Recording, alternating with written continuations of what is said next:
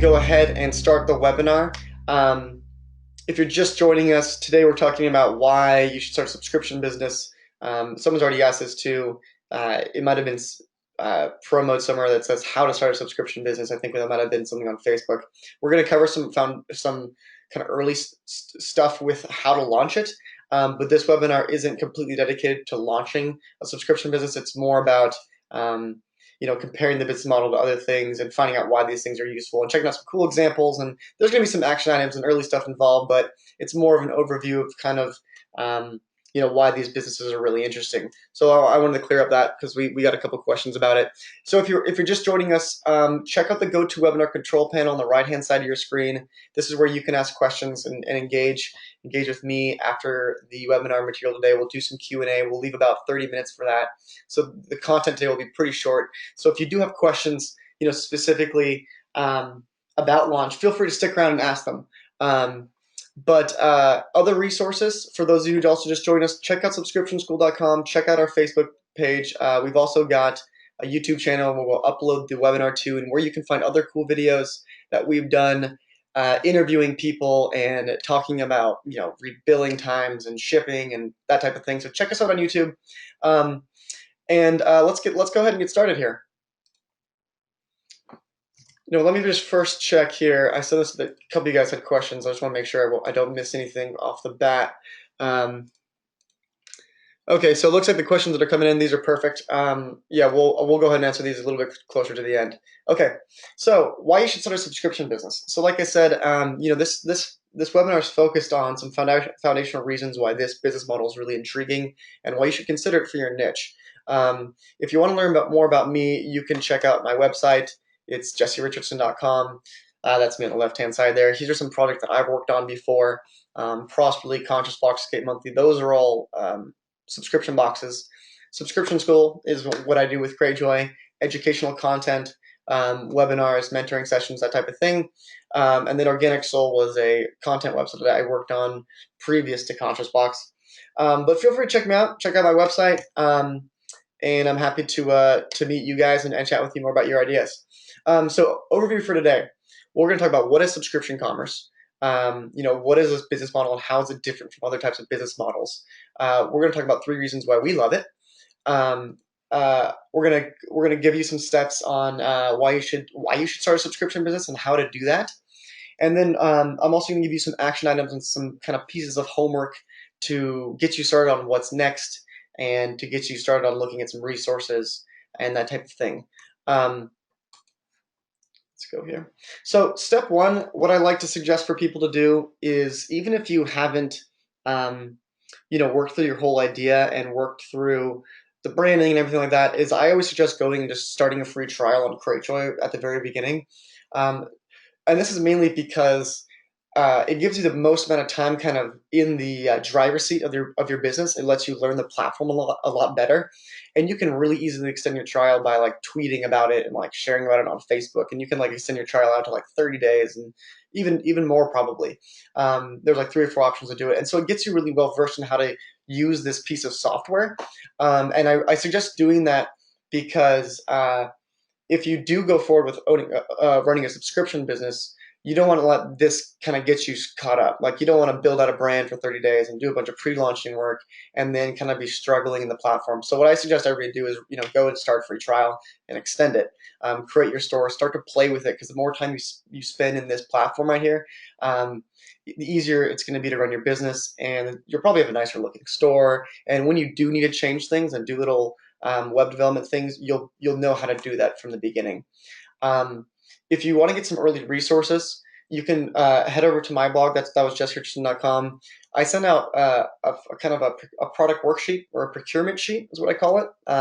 It's for sourcing products, and also a brand invitation. I give you a sample of a brand invitation I use, and I just send these out to my newsletter subscribers, just as kind of some examples. So if you are interested in looking for stuff like that, you can check me out for other resources. And like I said, also too, there's lots of great resources on subscriptionschool.com. So let me just see if we've got any questions here coming in yet. Looks like someone mentioned the audio is a little bit funky. Let me know if anybody else is experiencing any weird audio. It looks like it's coming through clearly on my side of things. Okay. All right. So it looks like we got some confirmations. Thanks everybody for telling me that. Um, okay. So let's jump back into it. So what is subscription commerce? I mean, when you think about e-commerce, just online transactions, it's very much like a brick and mortar scenario or like a normal store where you have customers kind of coming to you at certain times. They're making one-off purchases. There's obviously it's very easy to have really loyal customers too for businesses. So there is um, there is this kind of ambiguity about it when you're actually getting sales. Maybe it's an Etsy store. You don't really know when you're getting sales. Subscription businesses are just a simple take on that. It's basically just a recurring product need. Customers pay a fee and they receive a product, or you can even consider it a service on a recurring schedule. And the lifestyle of it is basically the same as you would see with a normal customer in a brick and mortar. There's an engagement period. There's a period where they choose to purchase. We call this subscribing for subscription commerce instead of just checking out or something like that. Then they receive their product. But what's interesting about subscription commerce is that there's this built-in renewal um, aspect of the business that's clear to the customer and that they opt in to do. Um, it's the same thing in a lot of ways as like a SaaS business. It's just a matter of taking something that maybe you could sell as a one-time product, but making it a subscription because people will sign up for subscriptions. When you think about, for example, Adobe, Adobe used to sell you Photoshop in the little disklet of the 7 disks or whatever, how many it took to install. But you buy the $800 Adobe package. Today you don't have to buy Adobe. You can spend $50 a month and use Creative Cloud and get a license and have a subscription, which is very nice because it makes it a lot more cost effective for you over time. But it's also really great for Adobe because if you continue to use their product for 10, 20, 30 years, the lifetime value you're going to get extract out of that customer is going to be much, much higher than just having that one-time sale. They don't have to worry so much about releasing new versions or something like that because people are all on this renewing plan. So that's an illustration for subscription commerce. And so for a subscription box, it's the same thing. People engage, they subscribe, they receive a box each month. You renew them at one point each month, and at some point they will cancel. Hopefully never, but there will be a life term for most of your customers. Um, Three big reasons why we love subscription commerce is we call them the 3 Ls: lifestyle, logistics, and the luxury of the business. So the life cycle is kind of what we were just talking about there. The life cycle of customers in the relation to the business and how they provide some unique attributes in terms of cash flow and cash planning, sourcing, inventory, that type of thing. Logistics deals with the same thing. The handling of the business, the comparison in comparison to other types of businesses. So in terms of the things that the buttons and levels you'll be pressing and pulling to run this business and operate it. Comparatively, we feel like subscription businesses offer a uniquely more simple option than other types of businesses. And the third one would be luxury. It's the monetization of your passion and a risk to reward ratio. Everything that we're doing, if we want to be launching a business, has to be very calculated, and there's a big risk to reward ratio that you have to consider. Um, my my mother at one point in her life had bought a restaurant and an art gallery, and I remember specifically kind of like seeing someone go through the steps of trying to launch a brick and mortar business and launch some big business where you're tied in with a lease and you've got like these really big commitments and you're doing something uh, that is tremendously rewarding but also tremendously difficult. When we compare the risk there, thinking about situations like that to something like a subscription business, it's very interesting to compare them because they're actually quite different. And so we're going to drill down into these reasons a little bit more, and I'm going to kind of go through them and kind of explain them a little bit more to you, and kind of tell you what our thinking is behind this. So the first reason, like I said, it's the life cycle. So consider a brick and mortar business if this is something that you wanted to start. It's got more of an ambiguous customer lifetime value. It's a little bit harder to track that data. Maybe people are paying in cash. You don't really have a member program created. It's difficult to track lifetime value. There's no real clear way immediately. There's cool apps you can use like Square or something like that. But in terms of kind of watching regular purchasing and even people's behaviors, it's kind of non-regular. You don't really know when they're going to need that new shirt or um, when they're going to perceive that necessity again in their life and choose to get in their car and come down to you and go buy that thing. You've obviously got rent, utilities, zoning, workspace, customer and employee dynamics. Um, there's a whole kind of side to managing the customer experience in a like a brick and mortar scenario that really affects the life cycle of those customers too. Because there's so many more different things that you can do um, in a physical setting like that that affects your whole business in a lot of ways. It's not as closed as an environment. Um, and so there's lots of different things that can happen. And then obviously you've got an isolated locale which only serves local customers. You can still have a website, sure, and be shipping nationwide, but for all intents and purposes, when you devote yourself to something like a brick and mortar business or something that's going to be a staple in your community, it's much more of a local market that you're appealing to, obviously. So versus an online subscription business, I mean, we've got electronic records. It's extremely easy to view lifetime value through a platform like Cratejoy. Recurring revenue is a staple of the business as well. I mean, we're talking about a $40 a month box. It happens, every 20th you renew people. You have a date in your calendar it's a projectable, identifiable, and stable attribute to your business. Um, so internet-based obviously means you have a wider consumer reach. More and more people have the internet every single day. And so, especially if you ship internationally, a subscription business can become much, much larger than any local business probably ever could become, um, depending on, I guess, where you're at. But also, your monthly tasks are based around one specific product. It's a simpler set of operations than carrying that stock, dealing with uh, dealing with zoning and employees and all these different things in a physical setting. There's a lot of operations associated with those things that you didn't know have to worry about, and that kind of brings us to the next reason is these logistics.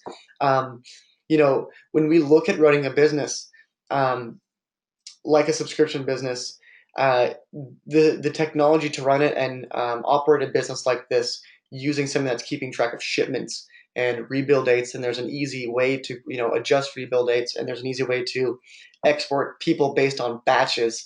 Um, this sounds intuitive to us now, and maybe if you have been looking for solutions for this, maybe you've checked out a couple of them. Um, but by and large, these solutions they're just getting here. They're like very new things. I mean, I think Cratejoy is the best solution for it right now, and this is a very new product that has been created in the last 2 years. 6 years ago when subscription commerce kind of really started kicking off, um, there wasn't a solution like this. So now the logistics have become much, much easier. The products out there too. Lots of brands want to be featured. The types of companies that you can curate in your box. You can obviously make your own products, but if you do kind of see yourself doing a service that kind of curates products for them, it's based on some niche, like, I don't know, some type of healthy food or something. The brands are interested in this. It's a novel idea to both consumers and product companies, and so the product is out there. And like I just mentioned, I mean, the customers out there, social media, um, different types of advertising on social networks, the ability to generate leads and do really well with newsletters. It's one of the easiest times right now, I think, that it's been to run a successful online business, just because we've kind of been in this cycle, and the people who have been creating these technologies have been iterating on them, and we've kind of got like the perfect moment to launch something like this because it's very, very easy, especially like what I said, when we compare it to something that would be, I feel like a riskier scenario like launching a brick and mortar. So the bottom line is just subscription businesses have become really accessible and really easy to use. And this directly bleeds into reason number three here. So it's the luxury behind these businesses. I mean, by spending less of your time worrying about paperwork or worrying about some type of thing you have to worry about with a brick and mortar, you spend more of your time marketing your business and executing better. And when you execute a subscription business really well and you have hundreds of customers, you can really become your own boss very, very quickly. You don't have to get these things to scale to become really successful. Success is definitely relative, and you can shoot to have a subscription business with 10,000 subscribers. But the fact of the matter is if you have a decent, margin on just 1,000 subscribers, you can become financially independent, and be your own boss very quickly. So it's one of the best ways to monetize your passion too. And the reason why I say this is because if you really care about something, and maybe it's science or something like that. I've got a friend right now who is playing around with the idea of launching some type of like educational science box. But that's not necessarily geared towards kids. It's a a little bit more sophisticated of a box idea. But he's thinking about it because he loves science so much, and if he is really, really interested in that and he can, really get a good brand and a good niche down and do a great launch, he can be working and doing something that he really enjoys and he's embracing his passion through it. And you can do that with anything that you care about, whether it's science or weightlifting or, the vegan food diet. So it's a really easy way to monetize your passion. People want to do what they love. Um, and like I mentioned, you can make decent money with just a small set of customers.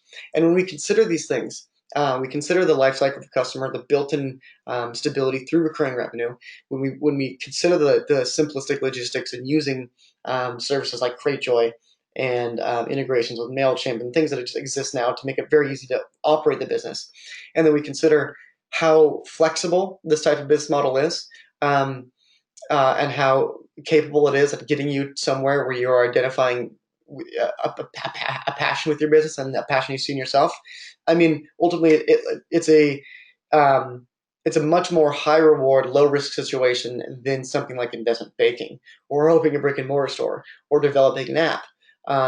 All those, and those are just a couple examples. Those types of business models are all predicated on a very high risk, potentially high reward, but it's much higher risk. And I see subscription businesses in a way that you can actually really get a high reward. And there's lots of people who've done it too. There are hundreds of subscription businesses that exist that are successful. The market isn't super saturated.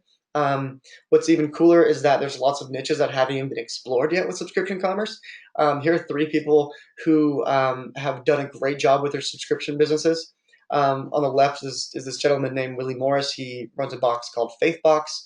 I actually remember about a year ago, he was on Fox and Friends, and he only had a couple hundred customers, and he was kind of just like just kind of playing with this idea because it's something that he's really really passionate about, and it was kind of like when he first launched it, he was just kind of testing the waters, and within this last year, he's become amazingly successful, um, and he's really been able to approach something without really putting too much risk out there, and he's gotten lots of reward for it. And these two in the middle, this is a company called Russell Crate. Really cool dad and son duo started a wrestling subscription box, wrestling gear and stuff like that. This father here actually quit his job and does this thing full time now with his son. So him and his son own their own business together, and you can just see. I mean, the kid is super happy. On the right hand side, this is Bookworm Box.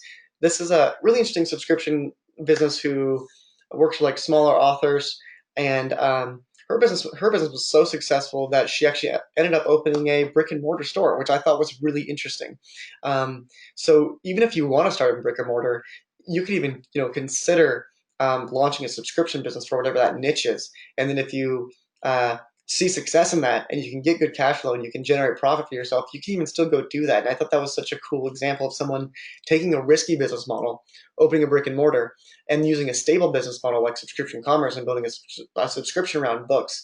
Um, Made it so she could expand her business in a really cool way that was local, because obviously bookstores in local areas are like, that's kind of like it's a good type of um, kind of local staple to be, since people love bookstores. So those are some reasons why start a subscription business, because you can. I mean, everybody um, uh, that we just talked about has been doing a great job, and they all start out, I think, about a year ago.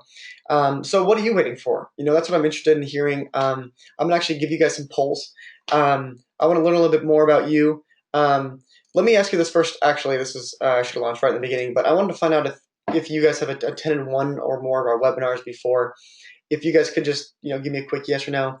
Um, we'll have about 2 or 3 more questions after this, and then I'll jump into your questions. I'm sure you guys have got a lot. It looks like we've got a lot piling up here. And if you haven't asked yet, um, please feel free to, in the GoToWebinar control panel under the questions section, go ahead and ask as many questions as you like.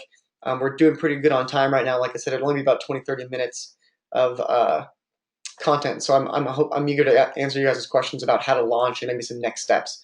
Okay, so let me close this poll. Thanks for everybody who voted. It looks like most of you haven't been to a webinar before, so that's great. Thank you guys so much for coming.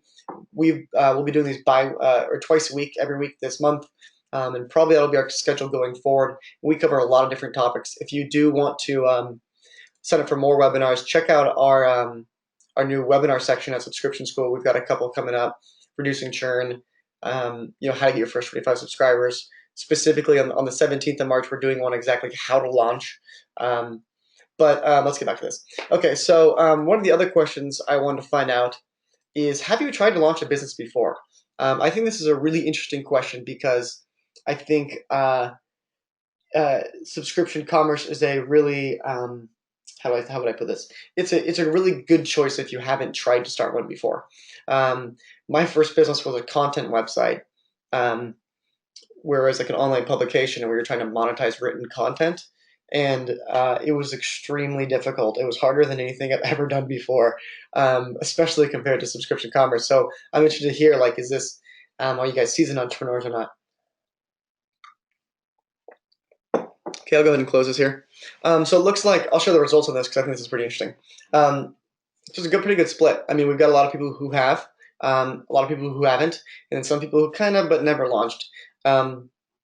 So one of these the cool thing is for those of you who haven't launched anything before, or kind of had an idea but didn't really launch it. That's one of the cool things about subscription commerce is that by doing a pre-launch, which is something that we can chat a little bit more about, I think we have some questions about it. It's a really easy way to get yourself excited so you can push that launch over the line.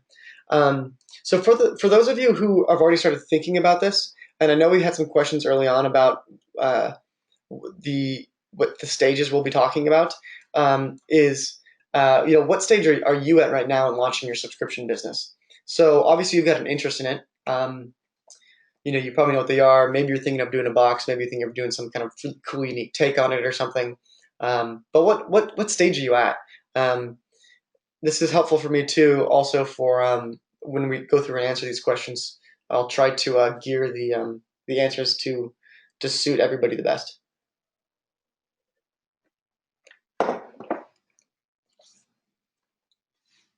Okay, I'll go ahead and close this here. Looks like we got about 70% of the vote. I'll give you these results too, just so you guys know who we're all talking with. I wish you guys could chat with each other. So it looks like most people here have an idea chosen, starting on some early stuff, just coming up with the idea about pre-launch. A couple of you who are currently pre-launching or have already launched, we'll definitely cover some good stuff for you guys too. But that's good. I'm glad to see most people are kind of in these early stages. So I have one more poll. Here. I'll save that, and we'll just move on for a second. But so next Tuesday, I want to give you guys a quick assignment. It's March 1st today. Can't believe it's already March 1st. But on March 8th, I want you to have a store set up, an idea chosen, and some thoughts about your first batch of items. And so, like I mentioned earlier, when I say have a store set up, just go ahead and hop on, do the free trial at Cratejoy. So maybe go through there, go through the designer, at least kind of get your feelings, get some good feelers out there for the software, and make sure you like it. And then put some ideas down on paper. And then when I say your first batch of items, if that's kind of a new thing still kind of in your head, I mean maybe go get a small box, something that you think would be relative of your box's size. And go ahead and get some, go to the grocery store and just pick up some items that you think would be a good fit, and just stick them in the box. And sit back and look at it. Maybe buy some tissue paper, maybe buy a little bit of packing material or something. But just kind of go get that done, because I think that's a critical first step to kind of get yourself excited and to really kind of understand how the product is going to feel in your hands. Because even though we are an online business, and we're not a brick and mortar, we don't have that physical setting, you still have a physical product experience. So go ahead and do that. I want you to do that by next week. Have that Cratejoy thing set up. Get your idea chosen, maybe a name or something like that. But basically, start your free trial. If you want to get those resources from me, grab them. But start working on your store and your branding. And then after that, what I would suggest doing is going over to subscriptionschool.com and going to the video section and going to watch. There's a webinar called The Right Way to Launch a Subscription Business that was put on by Jameson Morris. It's a really good webinar. This webinar number 3 right here. The Right Way to Start a Subscription Business. That one, watch that. Maybe even check out some of these other ones, or sign up for upcoming webinars. But um, once you've done this stuff in a week, start thinking about a pre-launch. And if you don't know what that word means, go to Subscription School and find out what it means, because that'll be the next step in your launch that will really help you. So let's do this Q&A. And while we do the Q&A, I'm going to leave up some of these action item reminders. I'll click around a little bit.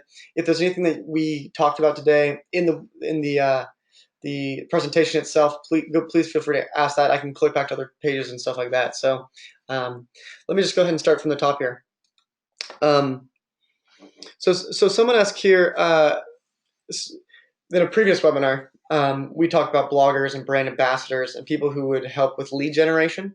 Someone asked if we can, where can they find that template? We don't have a template up right now for that. If you are looking for lead generation, what you might be thinking, I'm trying to remember this off the top of my head, go to the customer acquisition and marketing section of Subscription School. And I think it's in this Instagram best practices. We have a, where do we put that? We had a quick little prompt about how to reach out to people, which says, hey, we love your brand. Would you be interested in reviewing our box for us? Jill, to answer your question, I mean, that's basically what the message is. Yeah, I think I can't remember off the top of my head, but I will try to. I'll keep that question up, and if it comes to me later, I'll come back to you. I'm sorry about that. Okay, so next question was, how do you keep leads excited during the pre-launch, and when you don't know what specific products will be in your box yet? Can you send out generic emails? So this comes back to what we were just talking about with pre-launching. So totally, Rachel, you can absolutely send generic emails. You can actually even see on Subscription School if you do go to. There's this recent guide I wrote about the business I'm currently running called Prosperly that actually has an example of a generic email I sent out. So this one right here, this one that says, thank you for joining. I only used a couple of these products here actually in the box so far. I reached out to these companies and I asked them if they wanted to be in the box. But this wasn't a picture of my first box. A couple of these items did make it in my first box, but not all of them. So you can definitely send out generic emails during the pre-launch phase to keep those leads warm. Absolutely. Okay, I like this question a lot. Thank you, Jay. Someone said, give us a reality check. What are the drawbacks to the subscription model? This is a great question because there are drawbacks to the subscription model. Here's what you got to understand about the subscription model. I'm going to go to this slide so you guys can kind of keep it in mind.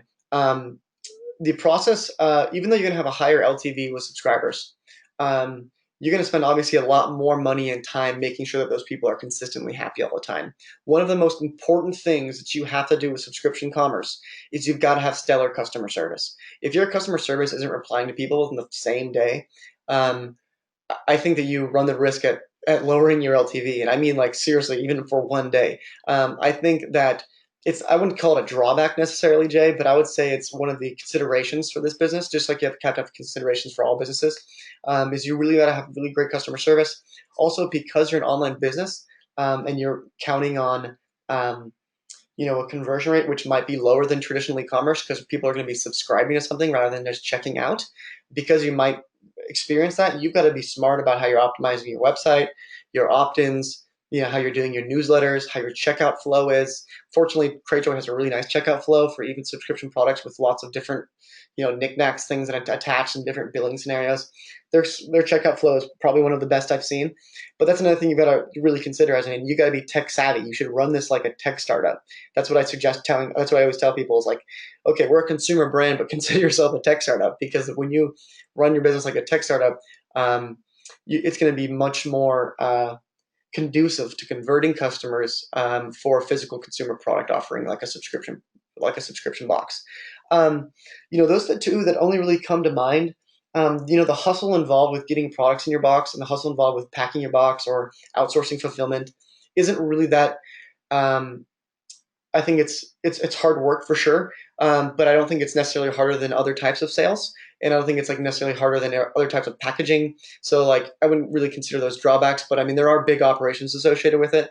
But there are great places to outsource fulfillment, and if you're really passionate about your business, I really think that procuring your products or sourcing your products will prove to not be too difficult. Frankly, that's actually my favorite part of running these businesses. So my current business, Prosperly, I just really love working with small local business owners And I think finding new cool products that are made by hand and made by people who really care about using the best ingredients, I really identify with that. And when I talk to my vendors, I think they can tell, and it makes that part of the job pretty easy. So outside of focusing really hard on customer service and running your business like you're a tech company, I don't think that subscription businesses really do have too many drawbacks. I mean, you've also got to keep in mind. I don't want to talk ad nauseum on this, um, but you also got to keep in mind you got to be pretty smart about rebilling dates. You need to be able to work through a monthly calendar and hold yourself accountable to a deadline. So that would be my 3-minute spiel, I guess, about why subscription commerce isn't perfect. But I mean, nothing's perfect. I still think it's the best business model to approach almost anything that you can. So someone asked here, how do I know if my idea is unique enough? Um, I think, Annie, that's a good question. I think what you should do is you should first off check and see what other boxes exist for your service. If you guys want to find some cool directories of boxes, check out. Oh, that's the admin. Go ahead and check out cratejoy.com.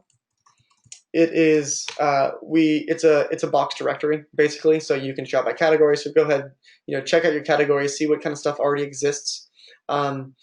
Like I said, I don't feel like the market's saturated right now. Everything has a potential to be saturated. I'm not an economist, so I don't think that things go up forever.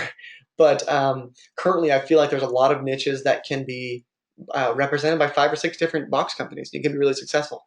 Like I mentioned, you only need a couple hundred subscribers to be really successful. I mean, if you're selling a $25 box and you're spending about, $12 on products, $6 on shipping, $3 on such and such, and you end up with a $5 margin, at 500 customers, you're making about $2,500 a month in gross profit. Now, if you build in your other costs, which are actually pretty minimal, I mean, you're still probably looking around $2,000 net profit. So it's still pretty lucrative. I mean, that's a decent job for a lot of people. So um, when you think of it, if it's unique enough, I think about it in 2 different kind of paradigms. In one paradigm, is it a niche that's been overly represented in subscription boxes? My initial instinct would be probably not.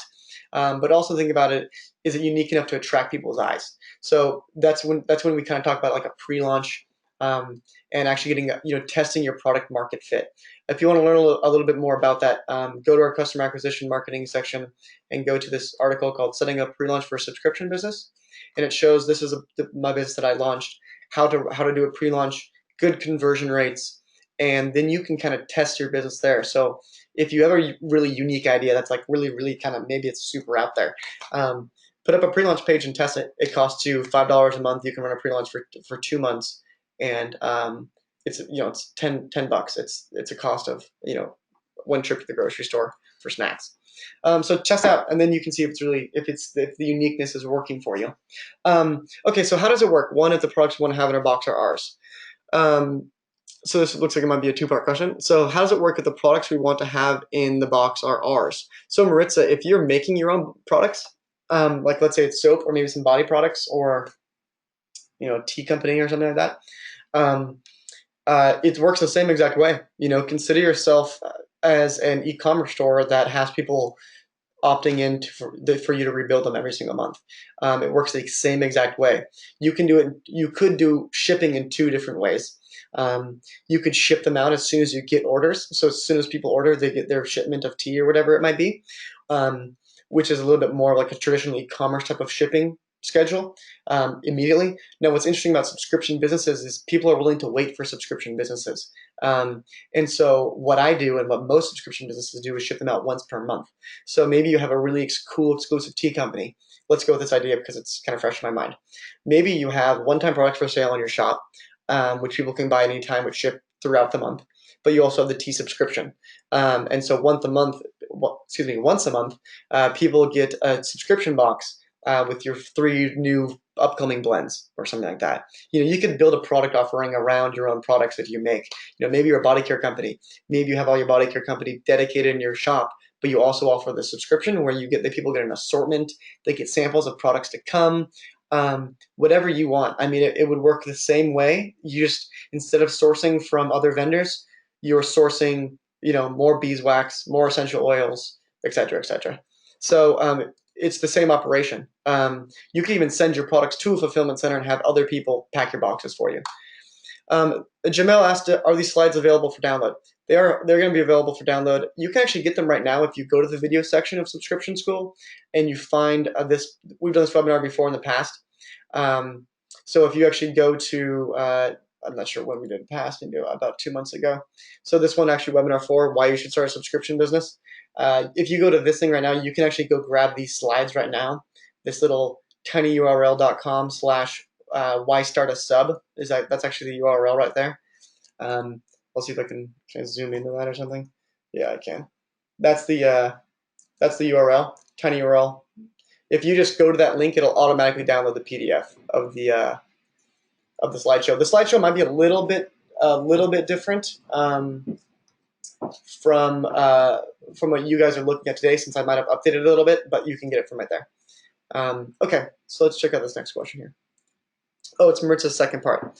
So how would it work if we only want a box going out once a quarter? So, I mean, you can totally do a quarterly subscription. You can build a quarterly subscription product using Cratejoy. So it'd be the same thing. You just ship once a quarter, and you collect sales throughout that whole quarter. The thing you have to do, keep in mind, Maritza, if you do a quarterly box, it's like I said, it's all about that customer experience. You've really got to do really good at holding that customer's hand. So make sure their expectations are set really well, and make sure they understand it's a quarterly box. So our most subscription boxes donations. I just started mine launching at 100 products, but I got all this donated. I'm worried about growth for our next box.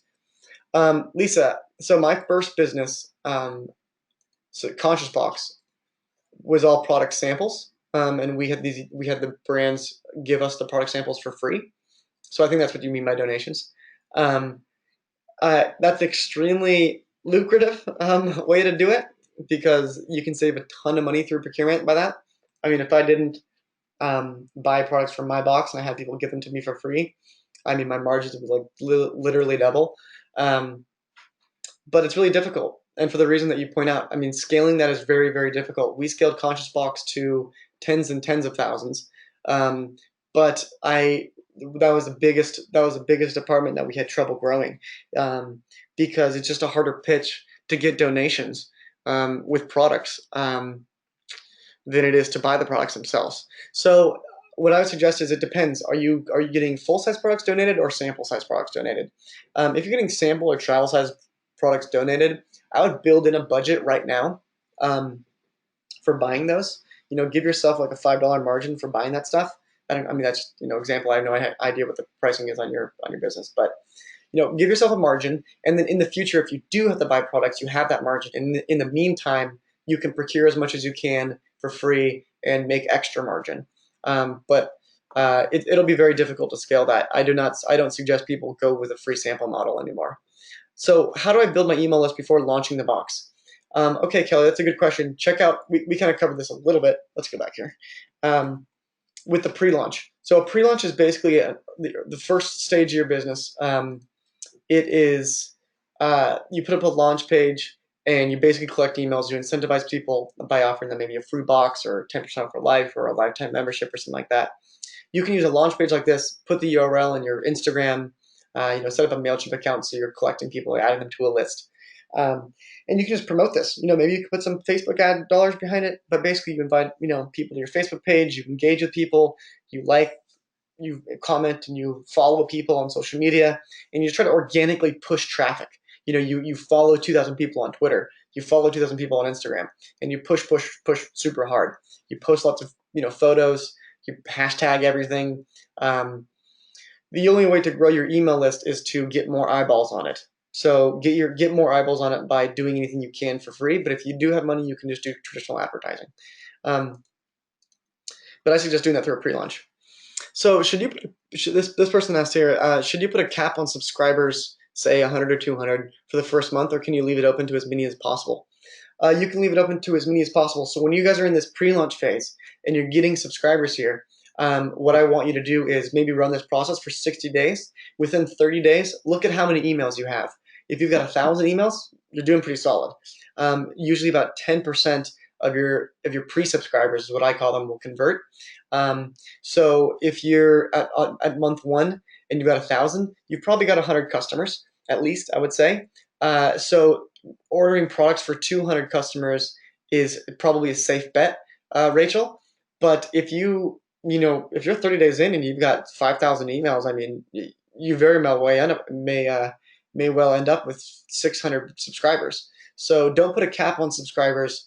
If your pre-launch is indicating that you're gonna have a lot more, it's better to you know uh, I would say it's better to overorder your products a little bit and avoid looking at a cap or something like that, and being able to sell out as many as you possibly can than trying to be like, well, I want to be conservative for month one, so let me only sell 200 subscriptions. Um, Definitely sell as many as you can, but give yourself markers. Usually about 3 weeks before your first box ships, you need to have your boxes being ordered if you use custom boxes and your products being ordered. So. Um, Someone here mentioned I'm hesitant to launch because of funds. So, how much money do you think one needs in order to create a strong launch? Um, uh, Yvette, I'm going to go ahead and ask everybody the same question. So, if you guys would just go ahead and answer this for me, um, and then I'll answer the question for you. What is the biggest thing preventing you from launching your business? I think it's interesting that we got this question. We always get this question framed in terms of I'm really hesitant because my funds. Um, how much money will this actually cost me? Um,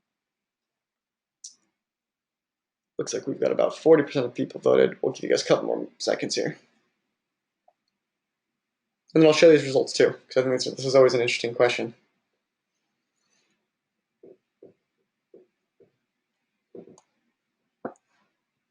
Alrighty. Thanks everybody for voting. I'm going to go ahead and close the poll now. There we go. Okay, so let's share some results. It's pretty evenly pushed across here. Usually it's a lot more in financial constraints, but this is good still. So I mean, a quarter of you are worried about designing creative stuff. Financial constraints is the biggest one. Time commitment is 20%. Getting the idea is 4%. Confidence is 20%.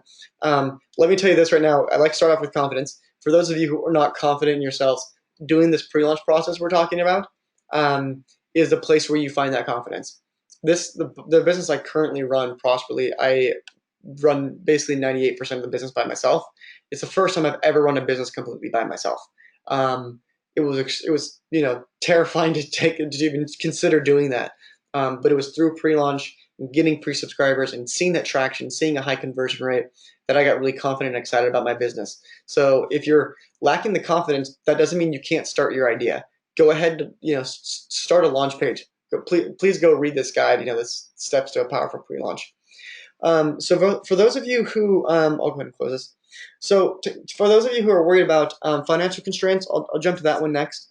I think this is one of the biggest areas people are worried about for good reason. But this is something that's actually a pretty good answer because when you're launching a subscription business, especially when you're doing it the right way with a pre-launch, you actually aren't really putting too much money up in the beginning. So I'll give you a sense of cost right now.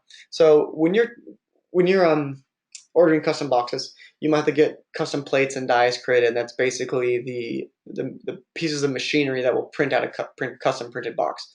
It might run you like $1,500 or something like that.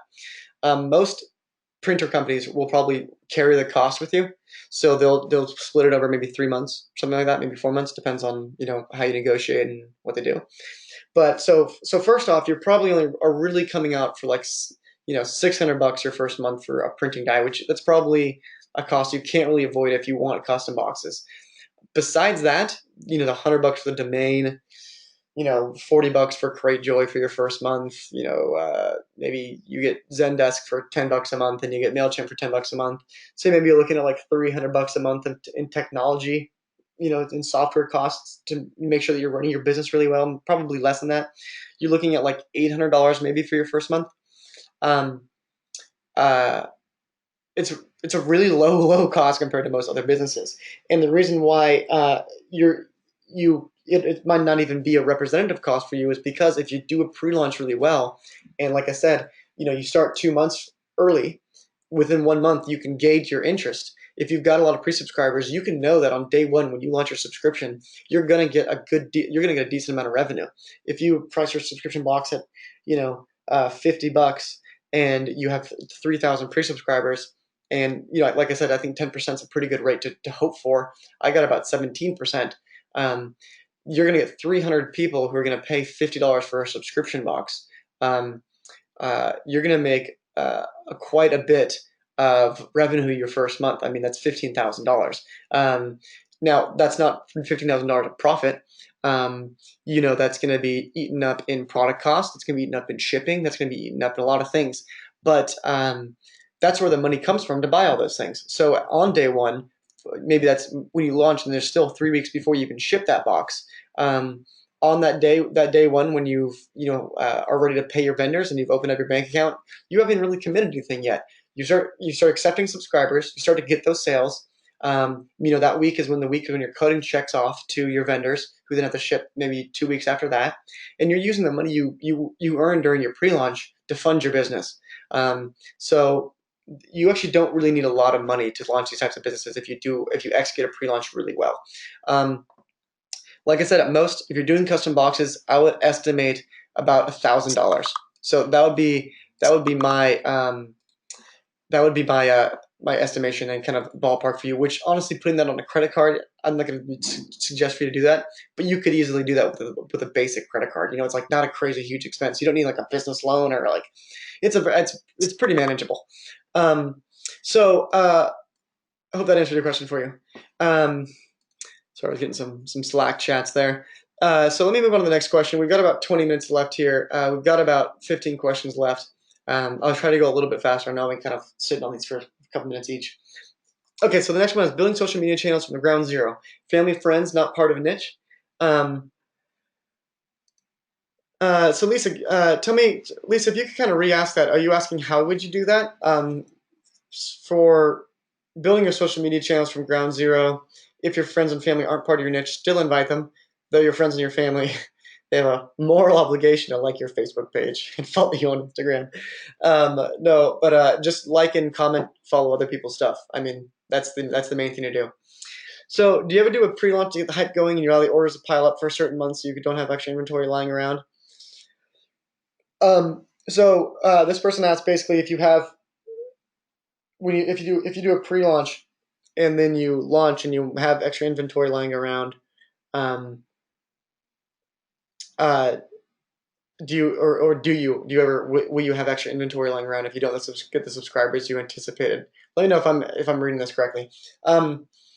If you do have extra orders your first month, let's say you pre-launch and you order 150 units and you end up only getting 130 subscribers, that's okay. If it's by that type of margin we're talking about, send those boxes out. Don't even wait for it. Don't even do a sale. Send those boxes out to bloggers, to Instagrammers, to YouTube reviewers. I never have extra inventory, not because I sell out every month, but because I actually overpurchase and overpack purposely, usually by a margin of 20 boxes a month, maybe even a little bit more. And I use those for all press stuff. And so it's a really easy way for me to send out boxes and have other people advertise my business for me, so I don't have to spend a lot of time doing advertising myself, since I spend very little time on my business. And that's what I do with my extra inventory. Sure, it costs maybe $200 a month or so in product cost and shipping, but I mean that cost has already been paid for. I've got revenue for it. I'm not really coming out of pocket for it. I already paid that bill weeks ago. It gets taken out of the net profit margin, but it's very minimal. Especially if you're doing like 10 boxes. Now, if it's much larger and you overorder by 100 boxes one month or your first month, that's a big problem. I think you should avoid that by doing what we were talking about earlier and assuming that 10% of your pre-subscribers will convert. So if you have 2,000 emails, you can expect about 200 customers. I think that's a conservative estimation, because if you were able to gather 2,000 emails in 2 months, you probably had a pretty good looking launch page. So I hope that answers your question for you. So someone here mentioned they have a successful business already and they want to add a subscription to it. Maritza, that's Maritza. Totally, you should definitely test it out. I think that would be really cool.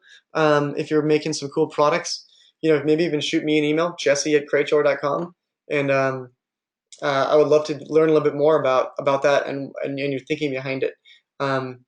I always think it's really cool, people who make their own products and turn them into subscriptions. I think that's one of the most underrepresented things in subscription commerce that I would love to see more of. Um, uh, it's kind of hard for me because a lot of the people I feature in my box are people who make their own stuff. So maybe not too many people because I need to source products still. I'm just kidding. So please provide info on logistics. So where do we go? Where do we get our boxes? Who packs them? Who ships them? Does Cratejoy offer a service where you handle logistics for us? This is a really good question because I noticed that a lot of people seem to think that about Cratejoy, but no, Cratejoy is just a piece of software. It's just like Chargify. It's just like WordPress. It's just a piece of software with really good customer support and a couple people doing some extra stuff for them, like Subscription School. So Cratejoy is not going to handle printing your boxes, packing them, shipping them, none of that stuff. But they're going to make it really easy for you to do that. So if you're looking for some resources on how to find custom boxes, head over to Subscription School's resources section. You can find custom packaging solutions here. You can also find different fulfillment and shipping solutions. So those are places where you can get your box packed for you, basically. Fulfillment centers will ship your boxes out for you. I use Northwest Paper Box. Currently, there are a couple good solutions for it. Northwest Paper Box is decent. I like it because it's local, but they print my boxes and pack them. But all that stuff is really easy to get spun up. The people who do it they know what they're doing. It's very simple. But that's something you have to manage on your own. Cratejoy is not going to help you design your box. It's just a software company. So shipping in the actual box itself is what scares me. I think it's expensive. What are some good ways to ship and find a box manufacturer? Juan, similar question to the last one. Check out this. Check out this page here, this resources page. It'll probably cost you maybe $1 to $2 depending on your order size to get custom boxes. Those boxes are purchased as you use them. So it might cost you $1,000 for custom boxes or $1,200 for the plates and dies. And then, every single time you get your boxes packed at your fulfillment center, there's, $300 taken off or $300 added for the 300 boxes you used or something like that. But in terms of like shipping the box and packing it, it's actually, if you do use a fulfillment center, it's going to be a really, really easy part of the process. And it should be, don't worry about it. That's going to be super simple. Make sure you've got packing material and it's packed nice. I mean, these people who do it are professionals, so they know if it looks like some glass is going to break. But it'll be pretty easy for you, actually. I think it'll be easier than you probably expect. If you pack it yourself, set up a line. I would suggest having 5 or 6 big boxes where you dump all your product into those boxes. I used to, for my first business, Conscious Box, we had a warehouse. We had 60 part-time employees coming in there every 2 weeks or so. It was a huge packing operation. I am very, very happy that I outsourced my businesses that happened after that because I'm not trying to be a fulfillment company. I'm trying to be a subscription box company and a marketer. So I like to outsource it. But check these solutions out. Check out some more guides on Subscription School too, and you'll find some good answers. So I created a pre-launch page. What do I do with it now? Chris, advertise it. Put it in all your social media links, and then start using all your social media a lot more. Is there a market for nonprofit subscription boxes? Michelle, that's interesting. There totally is. I mean, there's a market for all niches. I don't know what the legalities are of selling a box as a donation or something like that. I've pitched that idea to a couple of nonprofits I like, where I'm like, hey, let's create a subscription box for you that you can use to raise money. I haven't seen a lot of it, but if you're trying to do like some charitable aspect of it, you can totally do that. My business donates 2% of all sales to gross sales, not profit. And there's a lot of cool subscriptions who do similar stuff like that, where they work with veterans and that type of thing. Just make sure the material product offering is still interesting, just because it's still a consumer product. So I'm very new to this, so I may be missing something. But would someone need a business first, i.e., get an incorporated or an LLC before you start a subscription business or use Cratejoy? Good question, Nolan. You don't have to incorporate a business when you're doing your pre-launch, but by the time you're actually launching your business and you're going to be accepting cash and you need to have a bank account, you actually can't launch your Cratejoy store until you have a bank account attached to it. Don't use your own. Get a business bank account and get incorporated, or become an LLC. I opt for LLC. Get that done first before you actually start operating as a business. You can start your free trial and launch your LaunchRock page and get MailChimp and all this stuff in line without getting all that stuff. but that's definitely something to consider. So do we have a store on Craigjoy? We want to run through a shopping cart plus of Craigjoy do fulfillment. So Maritza, like we mentioned, Craigjoy doesn't do fulfillment, but you can find fulfillment resources here. You could have a store on Craigjoy. I was just keeping all your stores in one place. Um, so maybe just rebuild your website on Craigjoy. Craigjoy has a one-time, one like a normal shop where people can buy things one at a time. So you could just rebuild your website on Craigjoy. It would be worth it for the subscription revenue. Hey Jesse, could you suggest the most effective way to approach brands? Um, Alan from Ireland. Well, hey man, thanks for joining. I hope that the weather's nice. So some good resources to approach brands. Like I said, if you want to shoot over to my blog, put your email in my pop-up or my little newsletter thing. I'll send you a brand invitation and a procurement sheet. I send these out like once a week to my new subscribers. So you can get these things right here. It's all about presentation. I mean, you're curating the products for them. You're putting their products in the hands of people who want to find their products. You're buying their products, maybe. You are advertising their products because you're advertising your own brand. And so when you advertise Alan's Irish subscription box, you're advertising their products. So, I mean, that's a pro for them. I pitch it as a marketing service. So a marketing service plus brand partnership. I mean, I do blog posts about our brands we feature. I set up a lot of cool stuff for ours. And one of the reasons why is because, like I said, I'm really passionate about this niche. So I would suggest, really building out a cohesive invitation, or at least listing some good points where you can talk to them. I always suggest talking on the phone too, because you can really compel people better that way. So someone said, what do you attribute the high failure rate of subscription? What do you attribute to the high failure rate of subscription boxes? I don't know that there is a high failure rate among subscription boxes proportionally compared to any other business model. But if I were to attribute one thing to boxes that I have seen fail, good question, Mario. I like the question.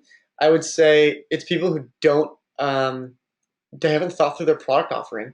Like it's people who haven't gone through and actually really try to build a good product that's actually meaningful for people. And I don't think it always has to, necessarily be based on a need, or people always have to perceive your product as a necessity.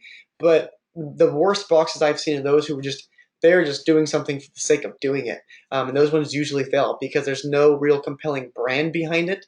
There's no real compelling element of surprise or something like that. There's something fundamentally missing in the product offering. Like really think about your branding and make it a lifestyle brand. Make it something that people want to be excited about. I mean, if I could replicate BuzzFeed and turn that into a subscription business, that's what you want to do. You know what I mean? Like find something where people identify a lifestyle with. If you can identify, something like Whole Foods and be like that, people identify with that brand and that lifestyle. Let me create a subscription business like that captures that idea. That's how you become successful. The ones who don't do that, and it's just like, well, here's a white box full of stuff. Those ones are the ones that fail. There's actually a really funny, I think, BuzzFeed video about subscription boxes. And it's called like Box of Crap or something. But it's like just like a bunch of broken stuff in it, nothing to use, and then he just like slides it in the trash. Those boxes that do that are the ones who are doing it wrong. Building a cohesive product experience is the way to avoid failure, I think, and also customer service. Okay, so how much branding do you need? With pre-launching, you don't need a ton of branding. Just get some basic stuff up there. If you read that pre-launch article, you can see how my branding's changed since then. So just keep that in mind. Just make sure maybe get color chosen, your fonts chosen, stuff like that. Sales tax license. You don't have to. It depends, Lisa. I don't know where you're located. I would maybe talk to a local accountant about it. You still have to file taxes, obviously. You don't have to collect sales tax at the point of sale necessarily through Craigjoy or something like that. You could just work that into your costs. And so people don't actually have to see a tax come out. You could do something like that similar with like shipping, where people don't actually have to pay for shipping. It's just kind of built into the cost. So you can avoid that if you are worried about taxes. So what if the item sizes vary from box to box? It's a good question. If they do, make sure you have a big enough box that accommodates most products. My box, for example, accommodates most product sizes. So I can have big items, I can have small items, and then I can use packing material to always make sure it's tight. So I had the prototype box. Woohoo! Not sure how to put items. Not sure how to get items to put in my box. Kelly, good question. Procurement. We have a couple of webinars about it. Check out those webinars. Just start to reach out to brands. Go get some products from the grocery store. Put them in your box, and then actually literally call up those companies and say, "Hey, I'd like to put you in my box. Can you sell it to me for this price?" Um, just go to grocery stores or place that you actually know your niche products will be found, and pull them off the shelves and take a picture of them, and then go home and then email them. Um, is Craigjo the right platform also for other countries in the US? Yeah, Luca, you can ship internationally through Craigjo. They have international shipping stuff set up. You can get subscribers from overseas. So it's the right platform for you. Yes. Um, are you able to assist me with listening to with typing my idea? Yeah, Georgie, if you want to, shoot me over an email or ask a question right now, feel free. Okay, I'll scratch this last question. Sorry, I didn't see that. So I found two competitors close to me. I'm kind of starting to feel like the businesses, the same kind of businesses, but 300 kilometers from them. I still feel like I'm stealing an idea. What do you think about that? Honestly, Samuel, there are so many people who make iced tea. Why shouldn't you make iced tea? I mean, you're not stealing an idea. You guys are all representing a niche. I mean, you guys could all have 500 subscribers and be successful, and you guys still only have collectively 1,500 subscribers. I mean, there are hundreds of millions of people in the U.S., and you're not stealing anybody's idea. Make sure it's branded on its own. Don't use their photos. Don't try to steal their ideas actively. But if your niche is already represented and you still want to do it because you think that Joe Bagel doesn't do it as well as you, then start your tea company or whatever it is. Where can we find the sales deck PDF used for Prosperly? I think we're on the slide right now. What's the average startup cost for a subscription commerce business? We talked about this, about $1,000 if you want custom boxes. Can two boxes be listed in the same subscription name? Yeah, you can totally have multiple boxes. I had with Conscious Box, we had Conscious Box Mini, Conscious Box Taster, I think was what we called it. With Escape Monthly, we had Escape Monthly Mini and Escape Monthly Lux. They could all be purchased through escapemonthly.com. So how do you get companies to send you the product for your boxes? You just get a list of them, pull it into a CRM or pull it into an Excel file, make a list of their websites, a list of their email addresses, a list of their phone numbers, email them, message them through whatever platform you found them through, give them calls, reach out to them, say, hey, my name's Jesse. I love your business. I'm launching this business called Prosperly. I want to feature your jam. We can buy your jam. I'm going to put it in the hands of 200 people who love jam. And that's how I would kind of pitch it. I would suggest, giving yourself an estimation, maybe 3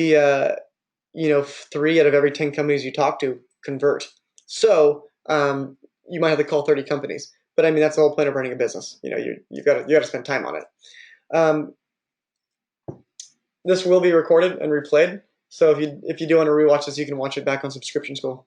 I know we're a little bit over. I'm going to try to wrap this up because I know most of you guys are probably got tight schedules. Okay, so Jesse, have you done market research or customer behaviors for online subscription boxes before starting? Judy, I did a lot of research in each of the roles in my businesses. Always try to be a very data-driven person. But for Prosperly, for example, I mean, the pre-launch was my data mining period. I looked at the conversion rate on my LaunchRock page, and that's how I determined the potential success of the idea. I didn't really build out a bunch of customer profiles. I think that's a cool thing to do, and you can do that if you want to. It feels like a waste of time to me. You know what the customer looks like. It's like you're the only one running the business. You don't get to prepare that for a board of directors or something like that. If you want to build out because it's helpful for you, do it. If not, you know what the branding should look like. I don't need to explain to myself basically that,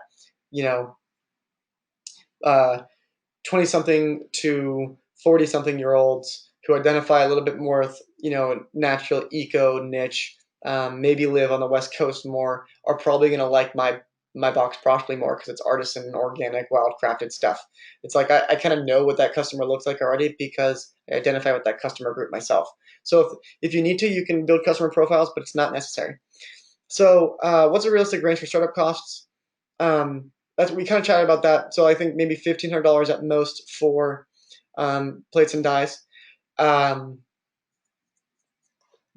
But besides that, there's not really too much startup cost. Like I said, a couple things for technology, maybe $200 for Mailchimp, Cratejoy, um, maybe you use Zendesk, Xero, your accounting software. You maybe got like 5 different apps you use, and they're each $40 a month. So I mean that can add up to about 200-300 bucks. But besides that, there's not really anything. All your printing costs for your brochures, all your product stuff, your packing material, that's all going to be paid for when you actually get subscribers paying on day one. So the startup costs aren't really there because you're not packing for a couple weeks after they sign up.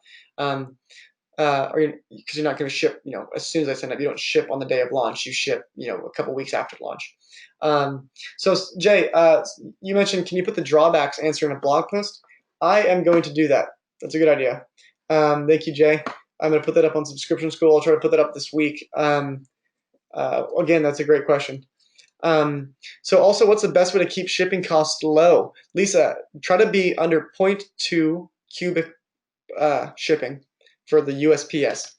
So I'll repeat that for everybody. You go to guides, go to shipping and fulfillment. Wrote this article called "The Best Solution for Subscription Box Shipping." I compare all of them, all the 4 big ones: UPS, USPS, FedEx, and DHL. This has actually changed. I need to update this because the prices they just went up. But this is a cubic feet range based on prices, and I suggest using cubic feet in your calculations because basically what this is it's a type of shipping that the USPS offers, and it's basically saying instead of weight, you can pay based on the cubic area of that box. So there's a certain formula for it. It's length times width times height divided by 1,728. That equals a cubic feet of your box. You can see here how that affects pricing. Cubic point one is like really small. We're talking like a shoebox for like a doll. It's like a cubic point one would be like a very small box. It would not be a very large box. I don't think you could fit much else besides maybe some jewelry and a bar of soap in it. So cubic point two is the next best option. Cubic point two is a pretty decent sized box. If you want to see an example of it, go to yogisurprise.com. Jameson uses a cubic point two custom box. That's basically the max size for cubic point two. Prosperly is basically the max size for cubic point three. But the shipping does add up over time. And you can see, so look at zone 8 and zone 9.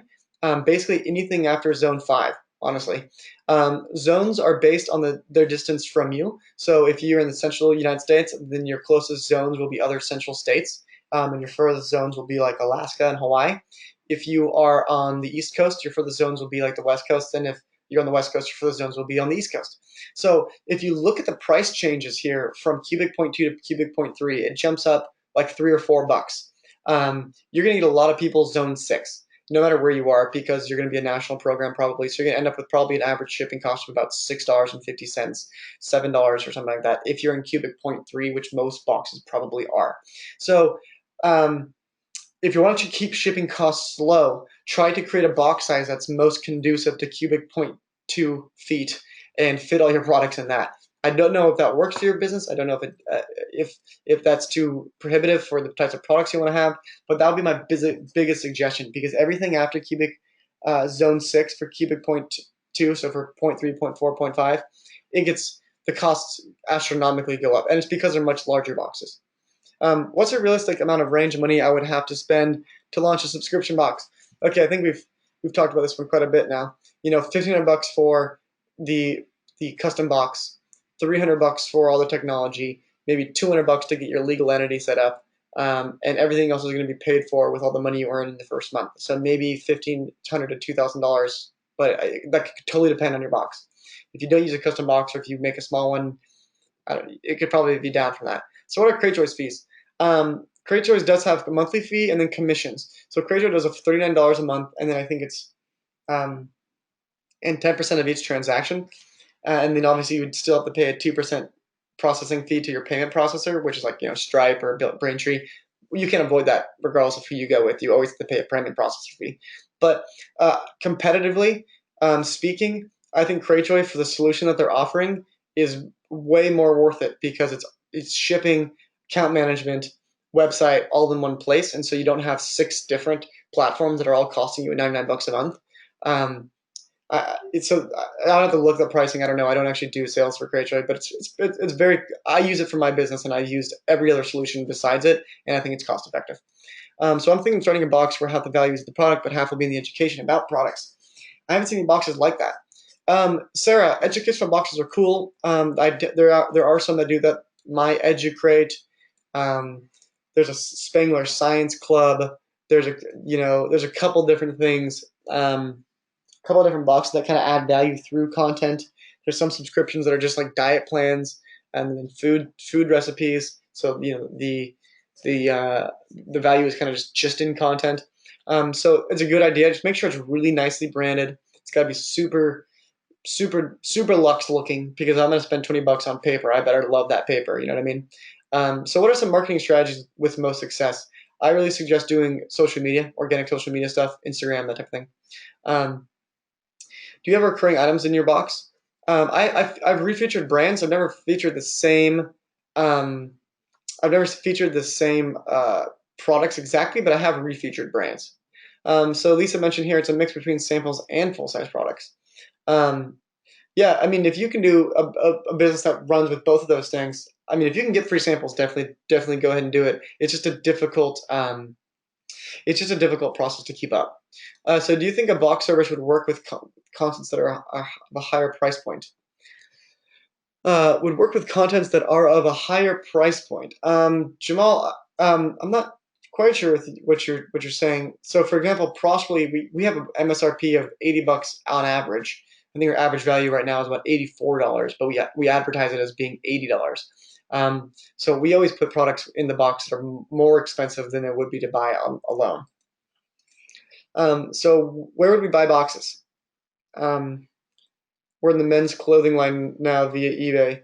Love this model of business. So for boxes, then if you're doing like clothing boxes, get custom boxes made. Get some cool T-shirt boxes made, some cool tie boxes made, whatever it is. I would say reach out to one of these, custom packaging solutions. They all kind of probably do different things. Northwest Paper Box, the one I use, like I mentioned.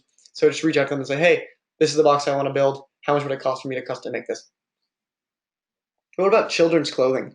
Um, Tracy, that's a good question. There's a couple children's clothing subscription boxes that do exist.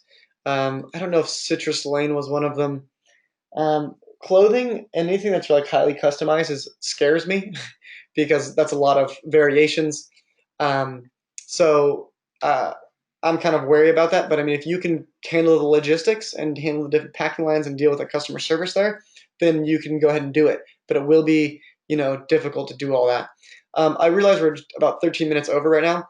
When you guys leave the webinar, there will be a short survey. If you could take that, that would be awesome. It looks like we've got about 6 more questions left, so I'm just going to try to power through them. Well, actually, it looks like there's about 10. Let me see here. Okay, yeah. Okay, so let me just go ahead and clear some of these. Okay, there we go. Okay, so how do you go about pricing subscription boxes? Go ahead and Google Cratejoy subscription box calculator. It's a really cool calculator that Amir, the CEO here, built. Check that out, and you can figure out how to price a subscription box really well. Jill wants to pack the boxes herself for first few months. If you want to, at what point do you start consider doing fulfillment? You consider that at the point that it's difficult for you to continue packing. So I would say probably around 100 or 200 boxes. Rachel said, will you get overwhelmed with all the different tasks? Once you get in the rhythm of a monthly schedule, where on the first week of the month you're procuring products, the second week of the month you're completing your content, getting customers. The next week you're getting customers, you're completing your content, setting up packing. The fourth week you're packing, you're shipping. Once you get in that rhythm, it's actually quite easy. Comparatively to other different things. I think that there's a lot of different tasks to be focused on, but with the right tools and with the right kind of early education, like the education that we're doing right now and that we do at subscription school, I think you greatly increase your chances of success. So here we had a couple of questions. So where do you find products to sell? where's a good place to find all vendors for all different types of products? Do you have any advice on getting? Wait, that's not quite the same. I'm gonna just go through and answer all these questions at once. Um, so it seems like getting new products is a big task. How can I guarantee that I'll get new products every month? Um, so let me just make sure I'm gonna answer all of these ones at once. Okay, it looks like that's most of them. So anybody who's asking still about procuring products, um, if you're looking for good places, I suggest checking out. Actually, you know what? I think I haven't actually uploaded that new resource yet. I'm gonna send out a newsletter this week on Subscription School. So if you haven't signed up for Subscription School's newsletter, go ahead and do that today too, because we're gonna send out this new guide I just made for procurement about 4 different places where you can go get products. Um, so for those of you who are wondering like how to do it every single month and where to find it, Google. If you're looking for cool handmade products, Etsy. You can look up, in your local grocery store. Go to your local grocery store, go to your Whole Foods, and you can find tons of different health and fitness products that you can reach out to those companies. You can go to different local stores if you're making some type of specialty box or something like that, and you think that there are people in your community who are retailing this right now. Go ahead and reach out to them. Um, you'll never have a shortage of products. There are tons of products. You can be ordering all this from Italy if you want to, but it depends on your niche. You know, what I would suggest doing if you want to find a way to show yourself up is make an Excel sheet or use a CRM, and make a list of 200 businesses that fit your niche before you launch. And then you can always know that you've got a good list of people, and you could probably convert 20-30% of vendors. That's at a very low range. So if you want to do that little piece of homework ahead of time to make sure that you think procurement will be easy for you, do that. But I think that if you have thought through your product experience, you've got a cohesive product experience that makes sense to people, you love what you're doing and you love the idea, you're going to have an easy time finding cool products that people want to get because they love the idea too. So I hope that answers it. If you want to find more information about it, check out some more videos about it. We've done a couple of videos about procurement, and we've done webinars on it. We actually have a webinar coming up, I think, next week on it. So please, yeah, product sourcing is a week from today. We can go into depth there. So how do I learn about the technical aspects of it launching? Like you said, it was a tech startup. I need to connect dots between pre-launch emails, web hosting integration, etc. Chris, good question. Power through some subscription school content. Check out the pre-launch stuff. I mean, really, you're only doing it with a couple apps: Cratejoy, Mailchimp, Zendesk, maybe Xero for accounting. Maybe you're using Opt-in Monster for your pop-up, but you're using like 5 or 6 different apps. Maybe you have a subdomain and you're using a WordPress blog and you're doing a content strategy. There's a couple different things that you can all do there. We've talked about each of those strategies a little bit on Subscription School. But if you want to learn more about some specific stuff about pre-launching, join us on the 17th or on the 10th, and we talk about some early customer acquisition stuff. Um, Otherwise, it's just a matter of going into those things, setting up those accounts, and really learning how to use those tools. A lot of those places, actually all of them, LaunchRock, Zendesk, Xero, Cratejoy, everybody has a bunch of good videos on how to use their platforms. It's a matter of spending the time on doing it. So just consider that. Do people pay for something that's not necessarily a product, i.e. a recipe or family activity idea? Yeah, there's one box that's been doing like these recipes, and they kind of include some stuff for the recipes.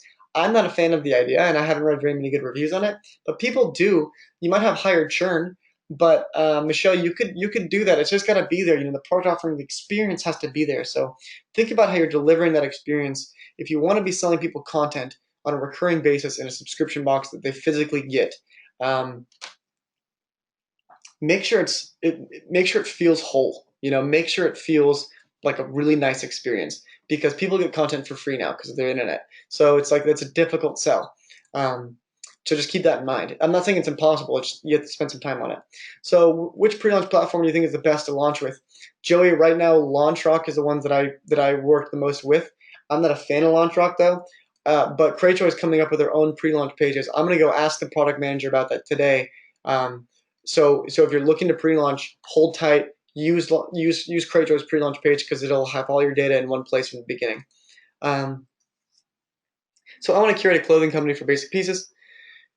So for retailers, Definitely, same thing. Go ahead and create that CRM of a bunch of different retailers and just reach out to them. I don't know anything about clothing in terms of wholesale costs. I never worked with clothing before, so I don't have too much specific advice.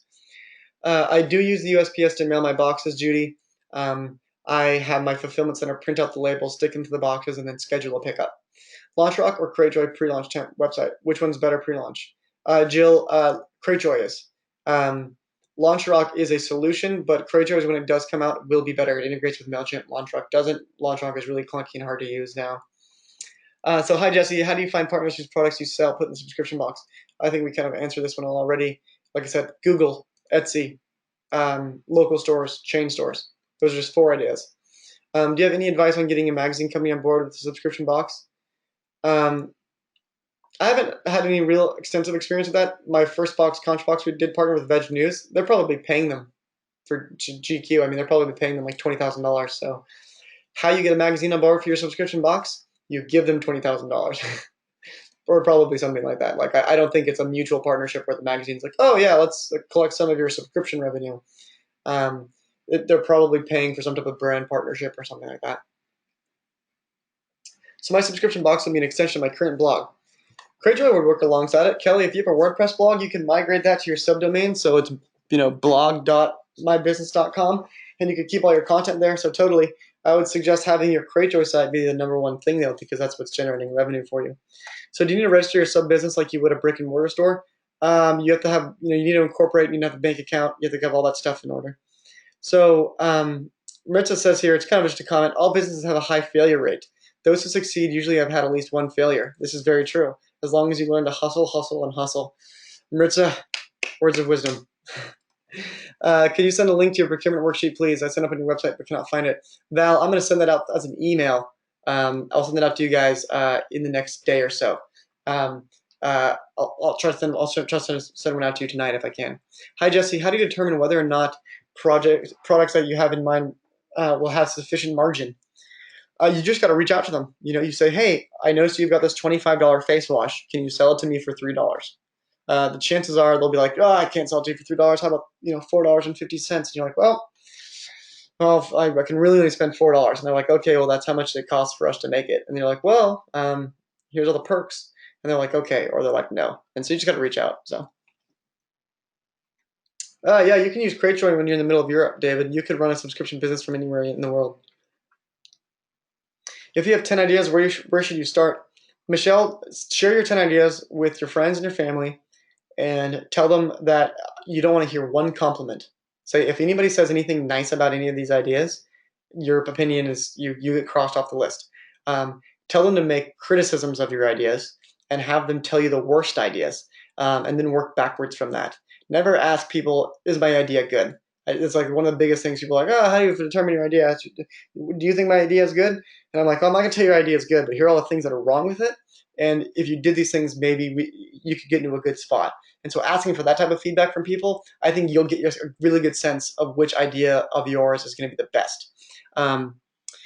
You can ship within the US, Maritza, or you can ship overseas. It's actually pretty easy. I mean, the shipping costs are going to be higher, but so what are the dimensions for the cubic 0.2 box? So Darylyn, that's the thing. It's length times width times height divided by like 1728. You can customize any type of box dimensions. So I think there's a maximum length on one side. It can't be more than like some amount of inches, but you can make a custom box size however you want. Jameson's box is completely custom. So there's I don't know his dimensions off the top of my head, but you can make multiple sizes of cubic 0.2 boxes if that makes sense. Is there a market for health boxes that are covered by insurance funds like flex spending accounts? Michelle, I don't think so. I'm not really familiar with any of those. Are there any boxes around fitness products such as whey protein and pre-workout? Lots, Jamal. There's a lot of cool fitness boxes, but like I said, I don't think it's overly saturated, and they all don't really look that great to me. I think there's still some room in that niche. How about comics? Eddie asks. Comics, yeah. There's a couple nerd novelty boxes. I'm sure here to Loot Crate. But just find your audience. If you can find the audience and market to them, I think the niche would work. What's the measurement in inches of my box? My box is about 10 inches long, 4 inches high, and about 6 inches wide. It's about it's like point it's like 0.29 or something like that. It's like it's just It's just below the next range of cubic pricing. Where can you source the paper that's cut up and packaged in subscription boxes? Your fulfillment centers can get that, or you can just Google craft crinkle paper.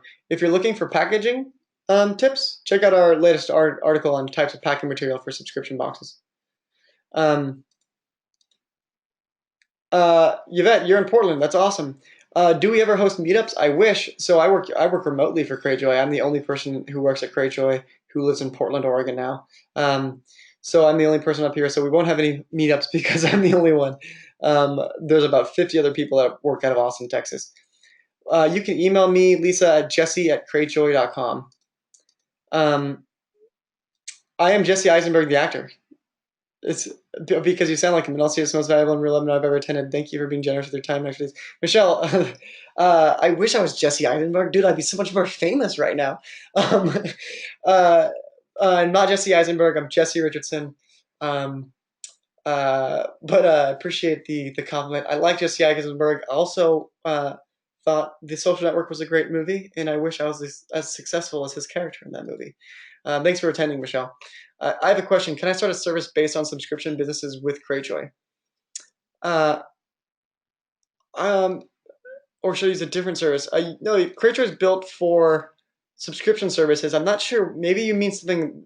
Maybe there's some nuance there. I'm not getting Pantia, but so Cratejoy is built for subscription businesses.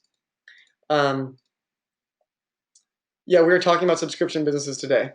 Yeah, this is all about subscription businesses. This is like subscription boxes like Birchbox and Cratejoy. Cratejoy hosts the software for it. And so what we just went over was all the reasons why you should consider subscription businesses. Must have joined us late. Okay, everybody, that's actually the end of the questions. Thanks everybody for asking so many questions and for giving me feedback. Like I said, when you leave today, if you could just answer the survey, it's really helpful for us. I know we went about 30 minutes over, but I like going over with you guys since you guys always have great questions. Thank you guys for answering the hard questions. Jay, I'm going to have a piece up about the drawbacks of subscription commerce, specifically for you in the next couple of days here. If you guys want to jump on our next webinars, like I said, go over to the webinar section of Subscription School. We've got 5 more coming up. This Thursday, Maritza, we have a webinar about turning your handmade products into recurring revenue. So it's specifically focused on how to use a product that you make, how to use that in a subscription model. So check that out if you're interested in that. I'm really excited about that because, like I said, I think that's one of the coolest products that are underserved. But otherwise, thanks everybody so much. This recording will be up on subscriptionschool.com probably by the end of the week. If you have other questions for me, feel free to shoot over an email to me or join my newsletter, my email list. I'll send out those resources to you guys definitely this week, maybe tonight or tomorrow. And otherwise, thanks again for attending, and have a great rest of your week, and good luck with your ideas. Cheers.